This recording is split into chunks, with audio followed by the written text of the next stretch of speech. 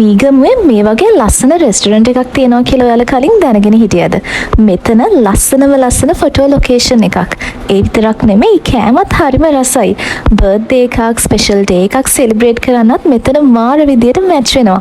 බලන්නක මේ වීඩියෝ එක. මේ ඔයාලට පේන්නේ මෙතන තියෙන ග්‍රවුන්ඩ් ෆ්ලෝර් එක. මේ තියෙන්නේ සෙකන්ඩ් ෆ්ලෝර් එක. මෙතන ඉන්ටීරියර් එක මාරම ලස්සනයි. ඔයාලට පේනවනේ.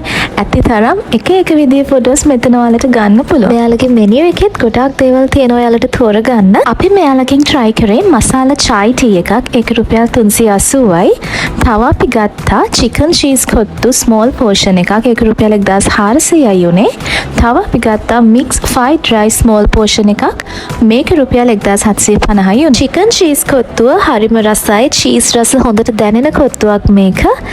දෙන්නෙක්ට වගේ මේ කොත්තුව ෂෙයා කරගන්න පුළුවන් ස්මෝල් පෝෂන් එකක් වුණාට හරිම රසයි.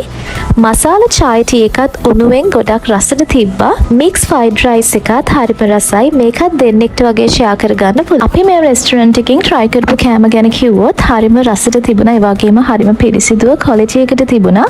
හොඳට සර්ව් කරා. ඒ වගේම මෙයාලගේ කස්ටමර් සර්විස් එකත් හරිම ෆ්‍රෙන්ඩ්ලි. අපි මේ ඉන්නේ බානස් ෆැමිලි රෙස්ටොරන්ට් එකේ. මේක තියෙන්නේ නිගම්බවල. නිගම්බවල කුරණේ තමයි මේ රෙස්ටොරන්ට් එක තියෙන්නේ. ඉතින් ඔයාලත් ගිහිල්ලා බලන්න. බයි.